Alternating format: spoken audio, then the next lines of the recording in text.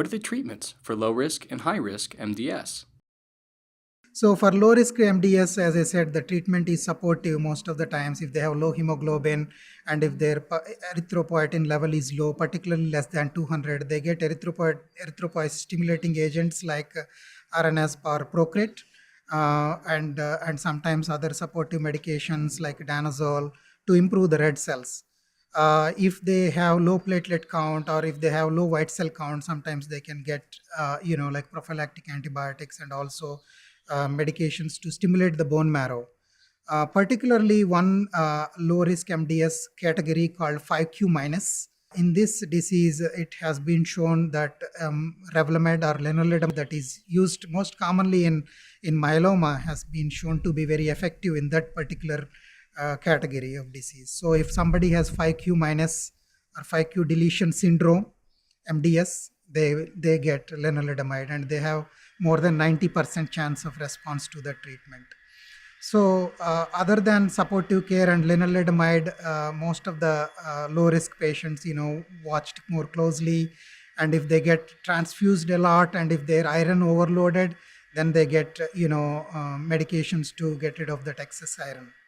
In high risk MDS patients, the standard of care is treating with hypomethylating agent like either azacitidine or decitabine.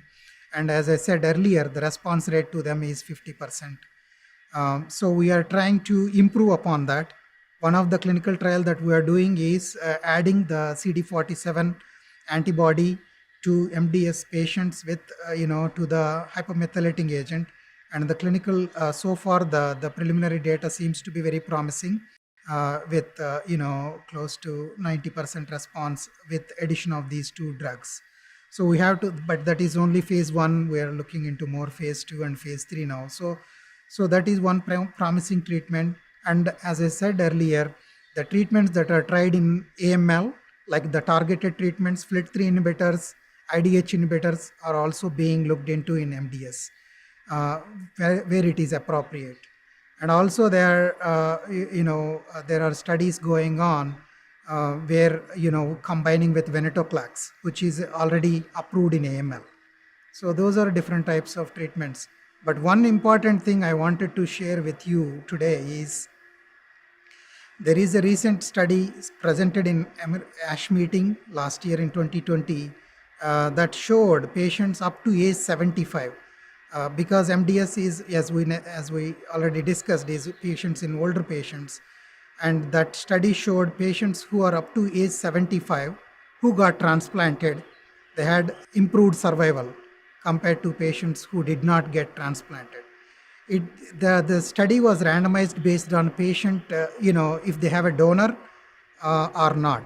It's not randomized, but it is randomized based on the availability of the donor or not. And it showed patients who have donors had more than 20% chance of living after 5 years compared to patients who did not have donors. So even not all the patients who have donors did not get transplanted ultimately, and it was much more, the survival and everything was much better in patients who actually underwent transplant.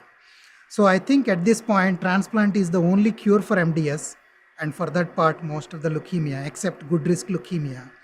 And patients who underwent transplant up to age 75, especially in high risk MDS, shown significant survival advantage.